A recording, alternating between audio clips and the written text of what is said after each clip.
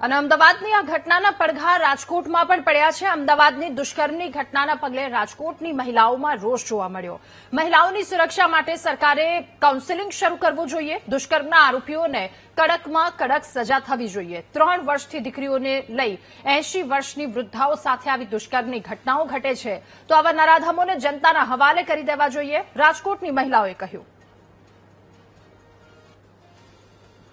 અમદાવાદના જોધપુર વિસ્તારમાં જે પ્રકારે એક યુવતી સાથે દુષ્કર્મની ઘટના બની છે, સિક્યુરિટી ગાર્ડ દ્વારા જ આ પ્રકારનું દુષ્કર્મ આચરવામાં આવ્યું છે। આપણી સાથે રાજકોટના બહેનો છે, તેમને પૂછશું, બેન, જે પ્રકારની ઘટના બની છે અમદાવાદમાં, ખરેખર આ ઘટના ખૂબ જ દુઃખદ છે।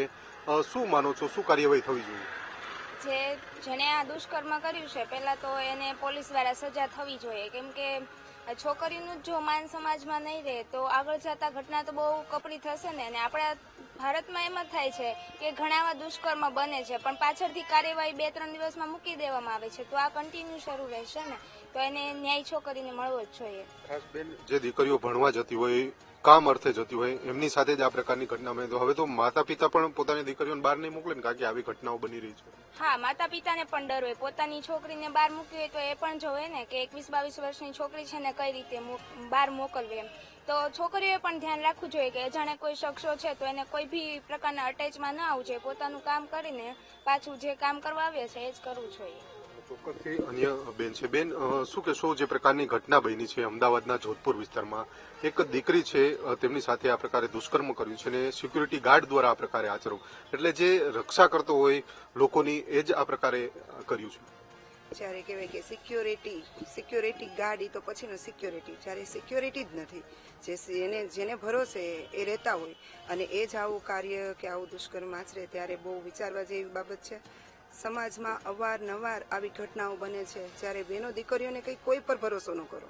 તમારા મા બાપ સિવાય તમે બહાર નીકળો છો દીકરીઓ, તો તમારા મા બાપ સિવાય તમને કોઈ ઉપર વિશ્વાસ ન હોવો જોઈએ, કારણ કે આજે એવો સમય આવી ગયો છે કે ક્યાંય તમે આ સિક્યોરિટી ગાર્ડ જ જો એ જગ્યાએ સેફ નથી, તો આ ઘટના તો બહુ એક કહેવાય ને કે સમાજને એક લાલ બત્તી સમાન જ છે કે હવે જાગો। આવા કાર્ય બનતા રહે છે, પણ ક્યાંક આપણી નાની એવી ભૂલે આજના સમયમાં બહુ જોખમી છે। દીકરીઓ જ્યારે બહાર જાય ત્યાં મા બાપ બહુ ભરોસે મૂક્યું હોય કે ત્યાં સિક્યોરિટી છે।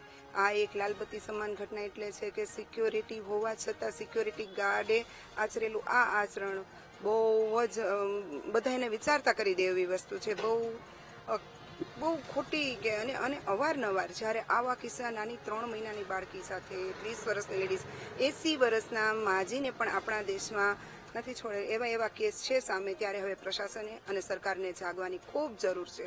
હવે જો આ સમયમાં હવે આ વિષય ઉપર ગંભીરતાથી સરકાર, સમાજ નહીં વિચારે તો આપણી દીકરીઓને કે બહેનોને કે માઓને જીવવું ખૂબ અઘરું છે આ પરિસ્થિતિમાં। જ્યારે મોદી સાહેબે ઘણા બધા વિષયો પર ચાલે, હું મોદી સાહેબને જ હવે સરકારને જ અપીલ કરું છું કે એવું કંઈક કાયદા લઈ આવો જેથી આ દેશની બહેનો દીકરીઓ સેફ રહે, જેને સુરક્ષાનો ભય ન હોય, સામેવાળાને વિચારવા પહેલાં આ વસ્તુ 10 વાર આમ થરથરી જાય કે આનું પરિણામ શું આવશે, એવા કાયદાની ભારતમાં ખૂબ જરૂર છે। એટલે બેન, માનો છો કે કાયદામાં સુધારો કરવો જોઈએ ને આવા આરોપી વિરુદ્ધ શું સજા થવી જોઈએ, શું માનો છો તમે?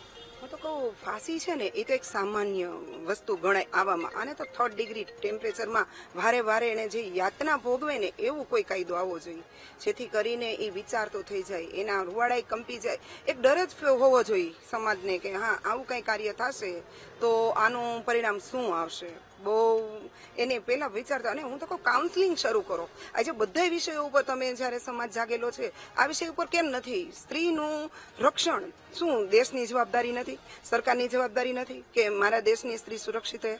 સુરક્ષા માટે કાઉન્સેલિંગના વર્ગો, ક્લાસીસ ખોલો, જેથી કરીને અને હું તો કહું કે એનો પતિ કેમ ન હોય, એ 60 વર્ષના બાપાને એ ફરજિયાત 1 દિવસ 2 કલાક જવાના। આવા કાઉન્સેલિંગની અને આવા સેન્ટરોની હવે આપણા દેશમાં ખાસ જરૂર છે।